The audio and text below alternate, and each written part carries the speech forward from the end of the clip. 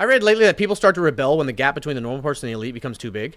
Not really, because what happens is here's how let me break down how historical society works.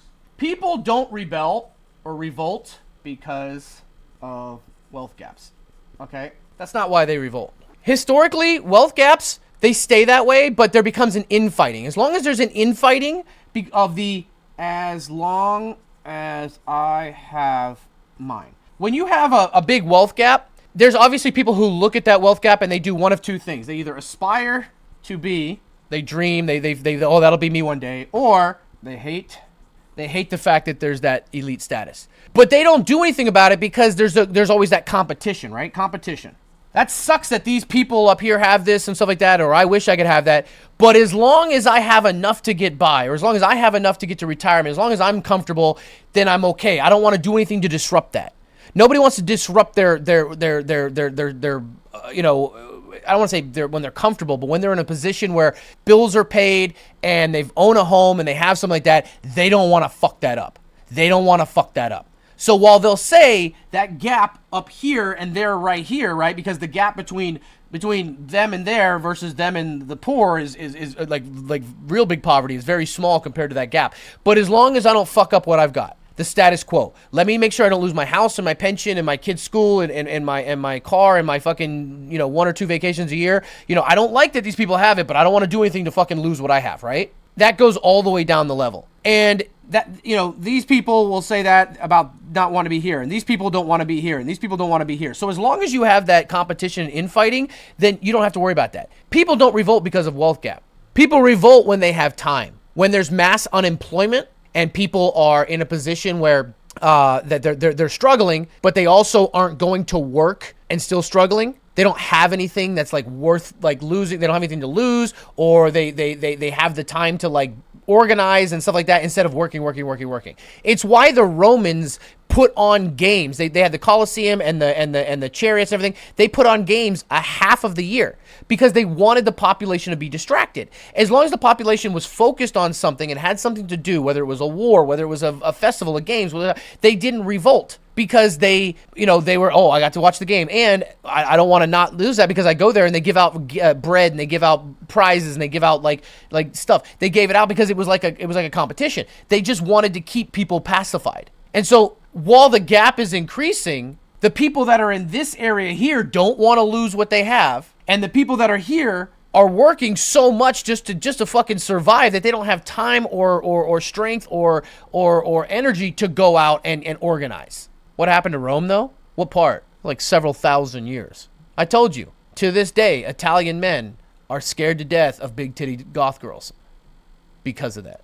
So you may say to yourself, well, Stocky, you're just saying that people shouldn't go out and do something. No, fuck that. I'm just telling you, historically, when there's a big wealth gap, but people are preoccupied, whether it's through working to survive or whether it's through entertainment or drugs or whatever, they're pacified. There's 2 ways to pacify. If you're an elite, there's 2 ways to pacify. 1, keep them busy, or 2, keep them fighting amongst each other. That's why the richest people in the world fucking love how much people fight. Every single time someone comes into my chat and calls me a fucking centrist or a fence sitter or a neutral whatever, a billionaire gets his wings. Because that just goes to show you that you're so fucking focused on fighting and arguing and whatever that you'll never actually pay attention to the thing. You're too busy fighting each other to ever get together to go after what the real problem is. So every time someone on one side of the aisle does something that's crazy and everybody goes after it, or every time there's a fucking furthering of the political ideologies and stuff like that, that just means another billionaire gets his fucking wings. Okay, little cash money butterfly. So you're too busy fighting somebody who disagree with that you don't, and it's great. It's great. This isn't a conspiracy. This isn't some Illuminati Freemason bullshit. This is just historical facts. They love this shit. Keep you busy, keep you occupied, fighting amongst each other. As long as you're fighting over racial stuff and socioeconomical stuff and money and political ideologies and social issues and everything like that, then guess what? Nothing's going to get done. You're going to go marching orders and vote for your fucking side of the candidate that's pre-selected for you, and the fucking game moves on. And the further divided everybody is, The more the more that gap goes, and the less they have to worry about it. It is what it is. And people will say that they understand that, but then go right back to the rabble rousing because, well, I'm just one person. I can't make a difference. I might as well just join in with everybody else. It's like, all right, bro. You think you're gonna vote your way out of the fucking wealth gap? Is that what you think you're gonna do? You're gonna vote your way? You're gonna vote your way? You're gonna vote for the candidate who's part of that fucking hierarchy to take down the hierarchy? That's what you're gonna do? You're not going to vote your way out of it because the candidates are pre-selected for you by people who actually vote in the primaries and stuff like that. You got to work your way from the bottom up. It's not a top-down thing. And the crazy thing is that even when society gets together, and this is why it's so funny. This is why, like, when somebody comes in and says, well, this form of government is better than the other, or this form of government is better than the other. I'm like, no, it's not. Because governments are run by people and people are shit. People are tribal as fuck. Let me give you an example. Here's a little history for you. Do you know that in your lifetime, there was a country that had a revolution, took down its government, rewrote its constitution, and jailed the bankers? That's right, Iceland. So in 2008, after the financial collapse, Iceland, the people said enough is enough. These bankers, these finance people, these fucking elites, they fucking took us for a fucking spin. They drained our money. They fucking put risky bets, and we're broke because of them. And why are we still allowing these elites to run us? We need to do something about that. And this population of about 300,000 people got together, protested like that, and they fucking took down the government. They took down the bankers, right? They pulled a fucking Magna Carta shit. And they fucking had a revolution in their country, not in a city. This isn't some third world shit, okay? Although, I mean, they're all related to each other. Another story. But they took down the government. They took out the government. They fucking replaced the government. They rewrote their constitution to make sure it doesn't happen again. And they fucking threw the bankers in prison. 15 years later, they are exactly where they were before. Actually, it didn't even take that. It took about 9 years. All the financial institutions back in place. The government is doing the same shit they did before. The fucking offshore, right where they were. Now, they're still in a better position than they were in 2007. Don't get me wrong. But like, all right, we did it. Yay. All right, let's go back to our lives. And you think that that's going to stop it? Because guess what? The people that got put into those power positions who started out with I am going to, do this right and we're going to do it the right way. Well, this form of government would work, but it's just never been implemented right. Your fucking utopian in your head isn't how it works. People are shit. Those people got put into power, and after a little bit of time in power, they're like, this is kind of nice. Wait, you're telling me I can have all this? I can have all this money? I can have all this land, these fucking vacations? Really? Yeah, but you work for financials and banks, and I don't want to do that. Yeah, but it's really nice. Nobody will have to know about it. Okay. People are corrupt, man. And most people are tribal. People say they don't want to be, like, told what to do until they don't have anybody telling them what to do, and then they freak the fuck out. It's how we are. We're as a species. We pretend that that's why we gravitate to people that seem like born leaders and people that are decisive and make decisions. Because we want to pretend like we want to make our own decisions, but at the end, we really want someone else to make it for us.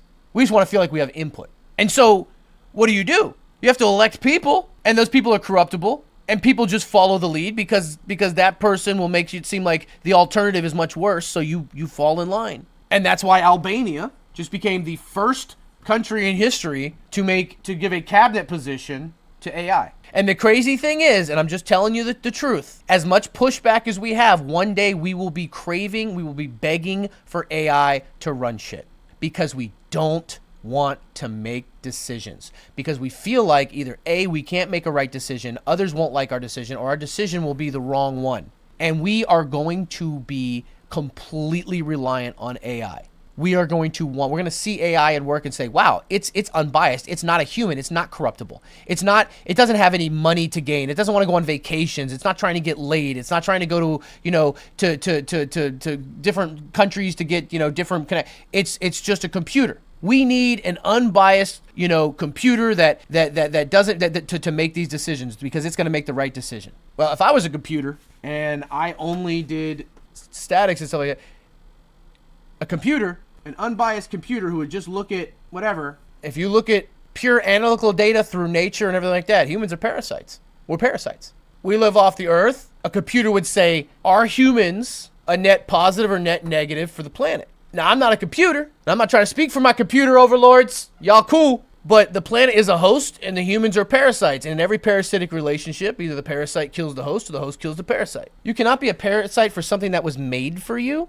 You cannot be a negative to something that was made for you. What does that mean? It's a symbiotic relationship. I'm just talking. What does the earth get from us? You're not a biologist. Shut up. Motherfucker, I don't need to be a biologist to understand what a parasite is. Oh my God, I ate something and I'm puking and fucking liquid diarrhea and my stomach cramps or something like that. I think I might have ate some bad food. You're not a doctor. Yeah, but I think something's wrong with me. You're not a doctor. Well, I mean, I know I'm not a doctor, but like, I understand that my body's not supposed to projectile liquid out of both holes at the same time. But you're not a doctor. I'm just saying, like, I went a little far with this, but I'm telling you, in 20 years or less, we are going to be begging for our decisions to be made by AI and quantum computing and stuff like that. It makes sense. You may not want that. That's fine. But the vast majority of society doesn't give a shit.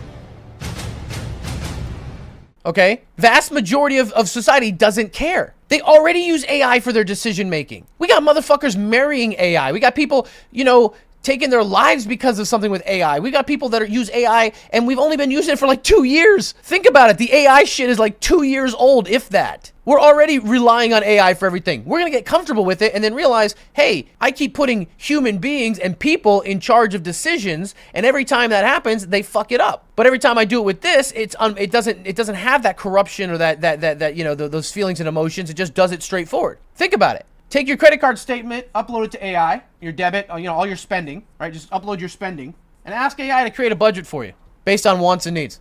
And you're gonna see that it gets rid of shit you don't need, it puts there, and you're gonna be like, fuck, that's actually better. I'm gonna fucking start doing that. How do I make better financial decisions? How do I allocate this? You're gonna be like, oh, I'm doing it myself. Fuck it, let me the AI. You know what I mean? Like, that's just one example. Because we like the idea. We as humans, you or me, maybe not, but humans like to be controlled. If you think I'm wrong, look at around the world. People want to be controlled. It's fucking crazy to me. Now, they want to have control over their day-to-day life and decisions they make throughout the day, kind of. But big decisions, they want someone else to do it. No one here wants to decide, do we send a nuke or not? No one here wants to decide what these big important decisions are. And the people who do want to do it are usually fucking psychopaths or sociopaths. Most people don't want to make those decisions. They don't want to make decisions for other people. They don't want to make decisions for the grand scale of people. They want to make decisions for them and their family and their little circle, but they don't want to do that. They want someone else to do it. They want to have a say in who that person is, but they want someone else to do it. If there was an apocalyptic situation, it would just be roving fucking gangs. You would either be part of the gang or you'd be a fucking victim. You'd be dead. That's just how it is. And people would gravitate to that. It's not like